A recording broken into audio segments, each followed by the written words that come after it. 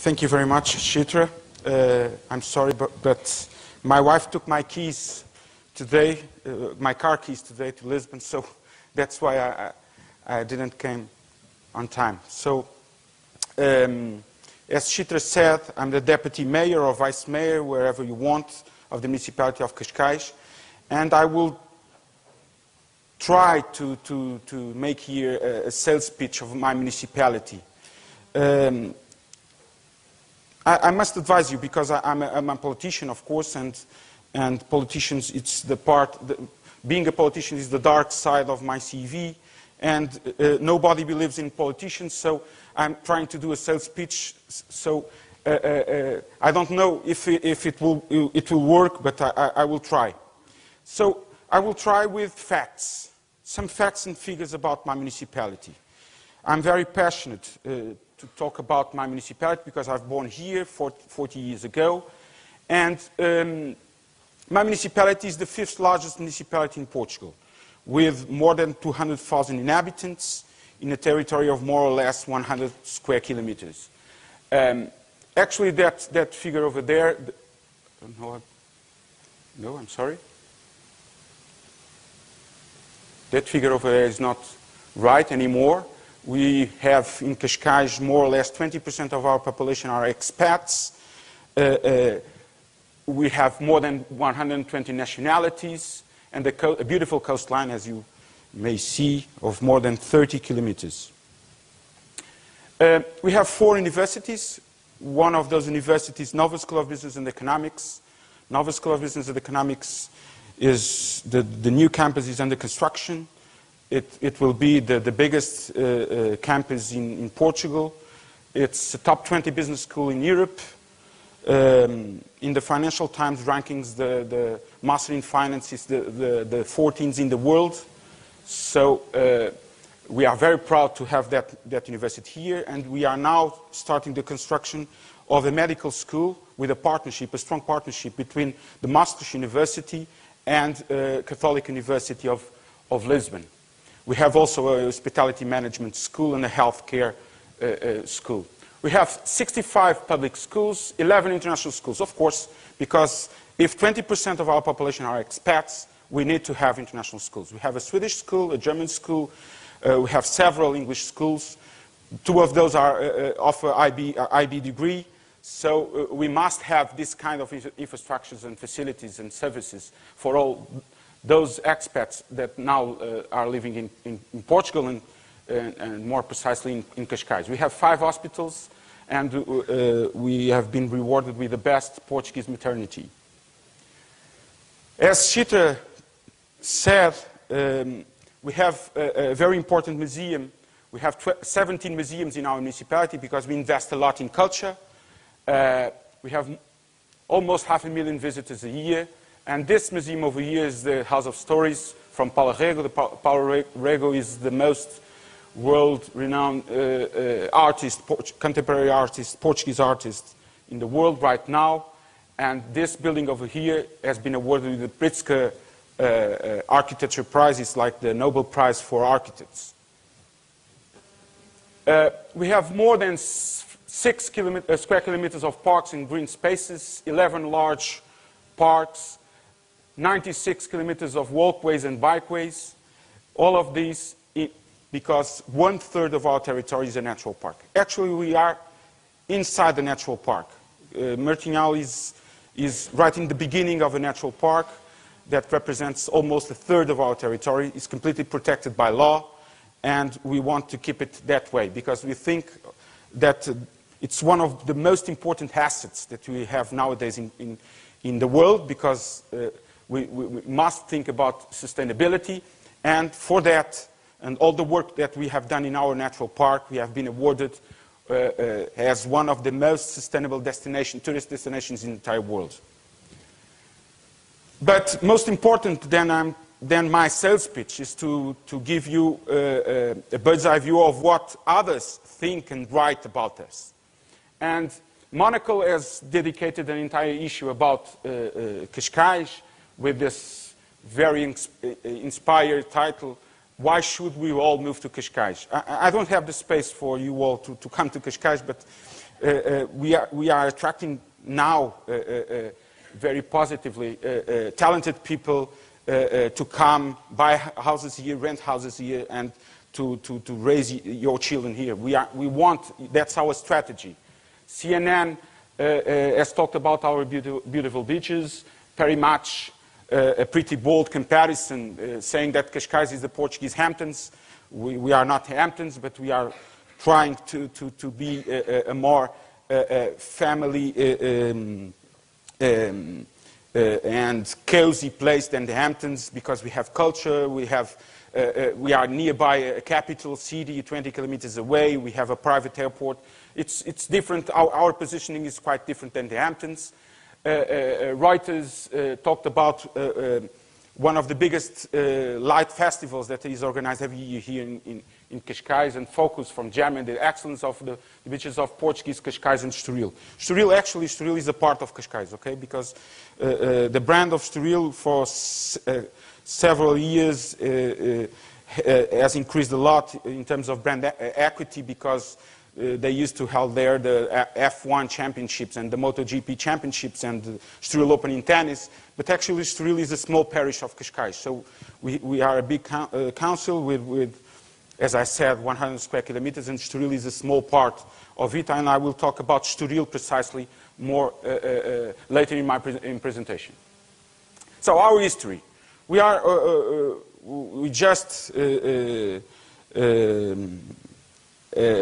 have nowadays a strong history that I want to present to you.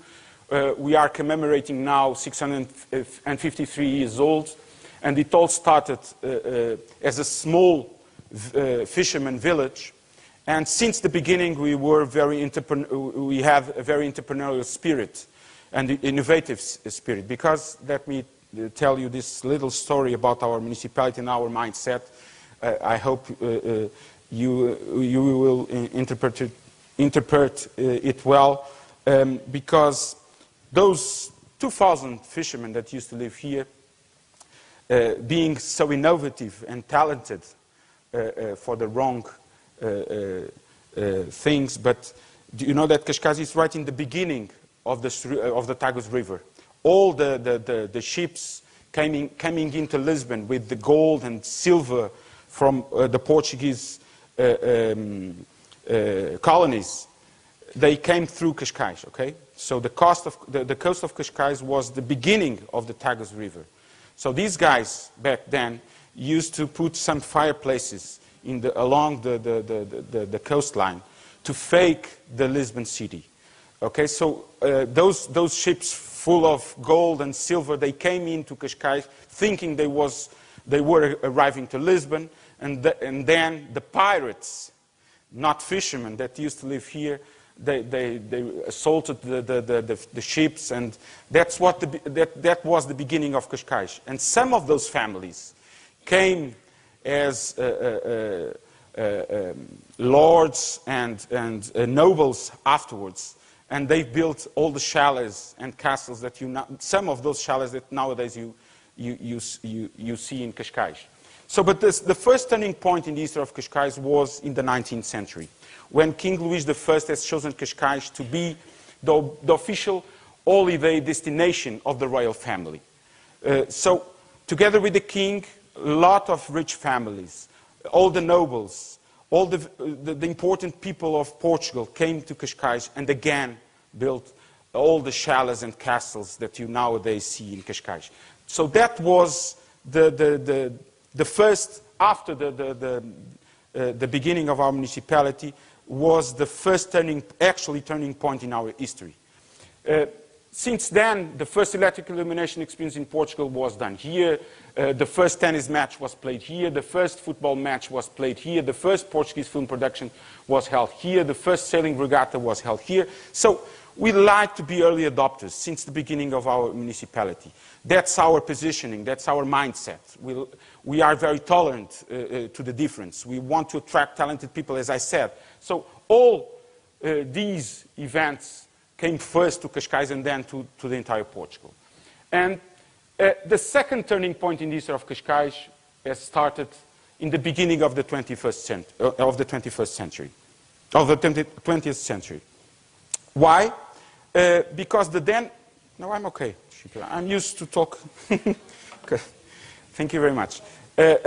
Because the then mayor of the municipality, Fausto Figueiredo, used to be the mayor of the municipality of Cascais, has envisioned a new holiday site. As the king has chosen Cascais 100 years before as the official holiday site, then that mayor has envisioned why we don't build a big tourist resort in a small part of our municipality, Estoril. That's what I was talking about earlier. I want to talk and to present you a little bit of the history of Estoril, the small parish of Cascais. So Estoril, with that vision, Fausto Figueiredo has built a casino, a lot of hotels, parks, and together with that investment and that vision came an opportunity, the Second World War. Portugal was a neutral power back then, and with all that infrastructures and services in place, we were the best place in Europe for all the exiled people come to our country and then to Cascais. We had a railway train that connected directly Cascais to Paris, the Sud Express. We had casinos, as I said, hotels, parks.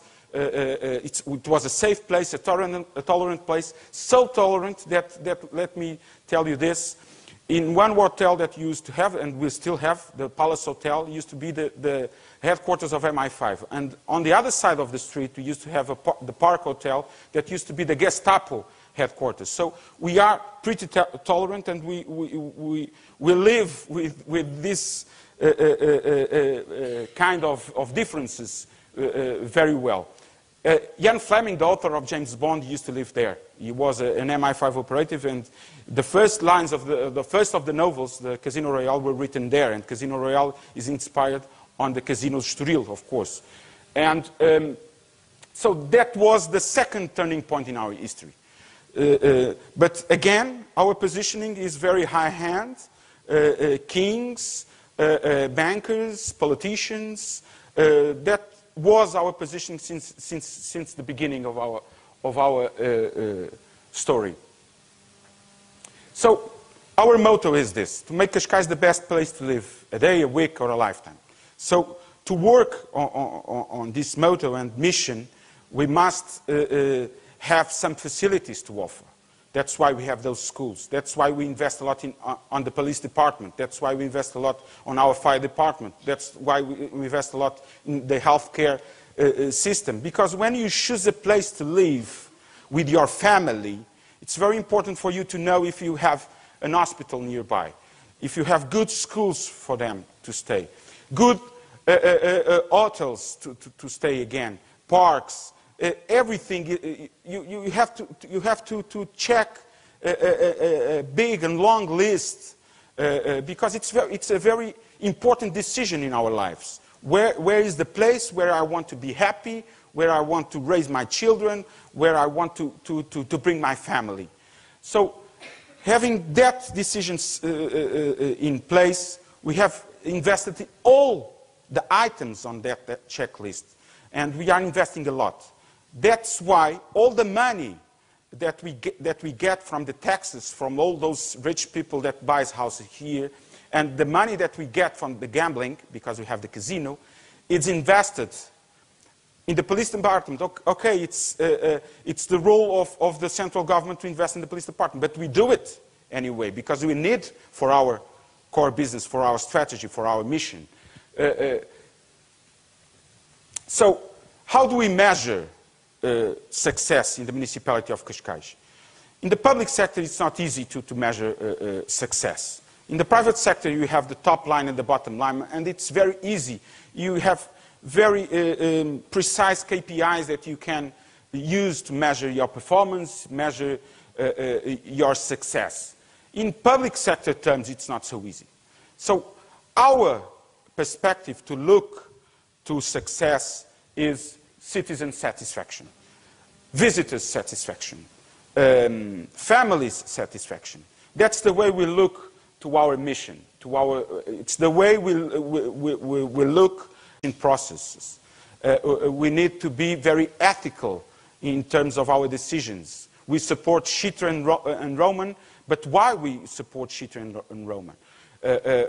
Because they are a very dynamic couple, and we are very pleased to have you here.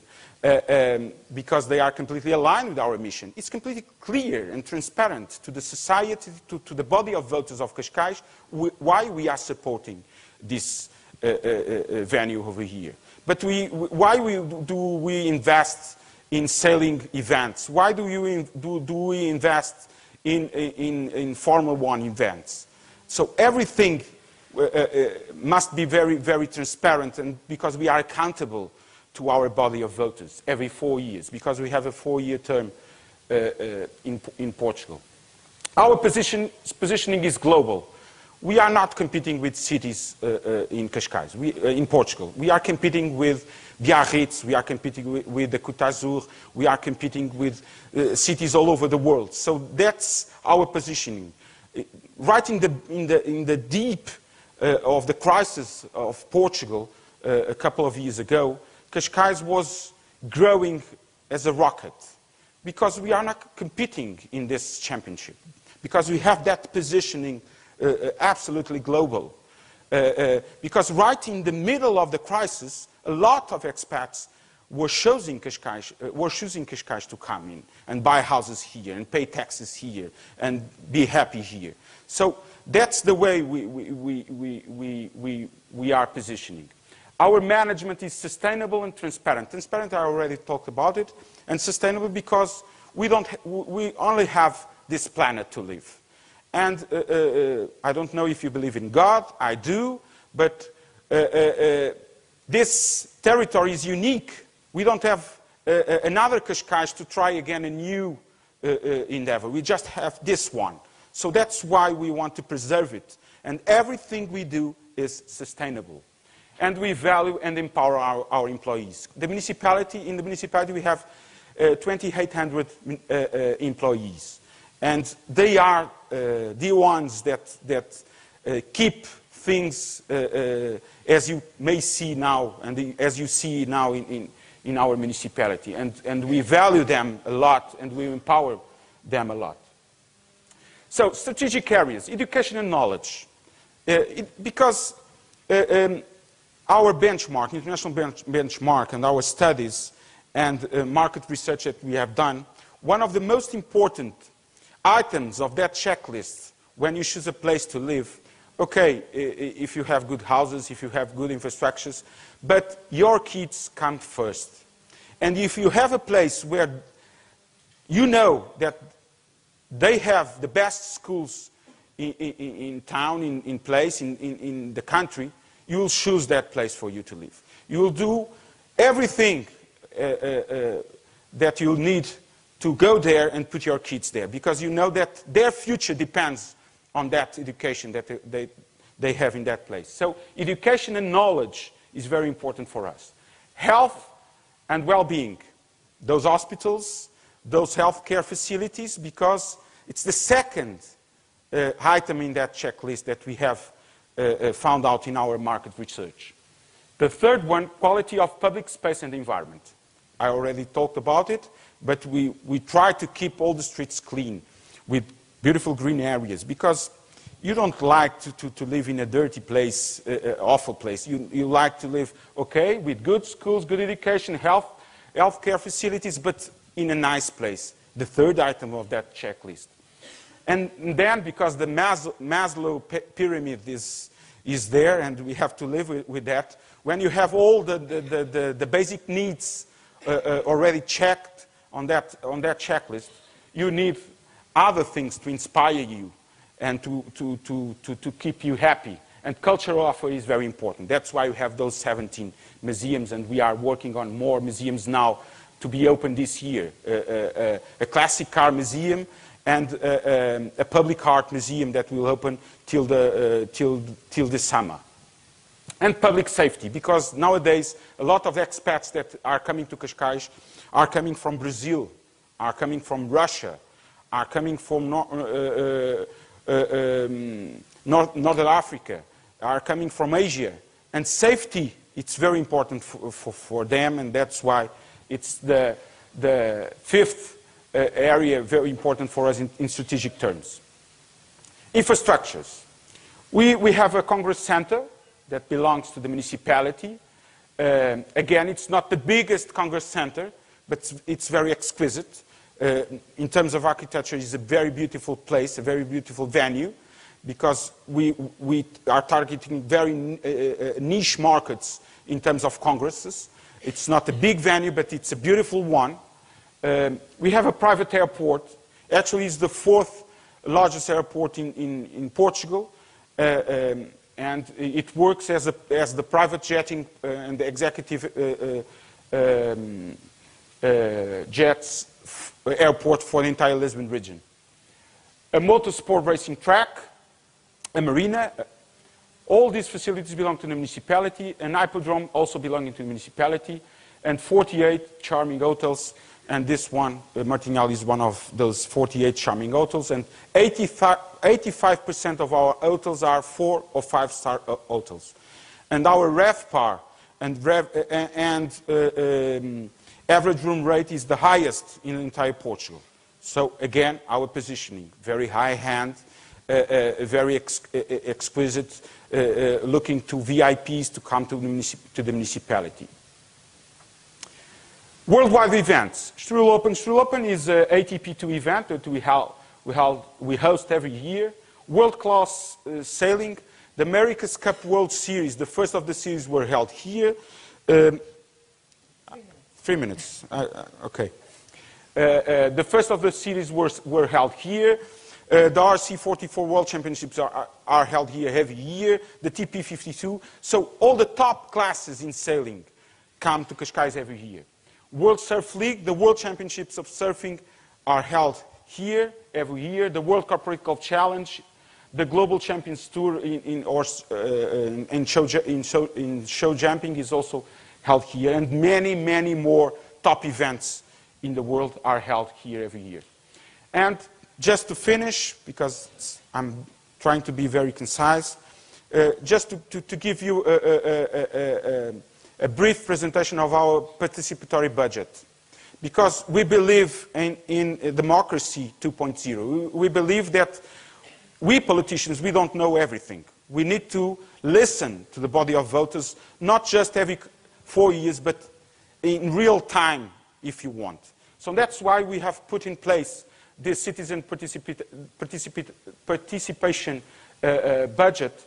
And the participatory budget in Cascais is the most voted in Europe and is considered the best European experience. And just for you to know, we have more voters in this system than we have in our local elections. So that's to show you the gap between politicians and the body of voters that we nowadays have in place. The body of voters want to make difference every day in their lives. That's why we have it in place here in Cascais. So that was, in 20 minutes, just a bird's eye view, a glimpse of our municipality and what we are doing. And we are very pleased to have you here. I hope some of you will choose Cascais to come again and visit, or, who knows, buy a house here and bring your children here and be happy here. Thank you very much.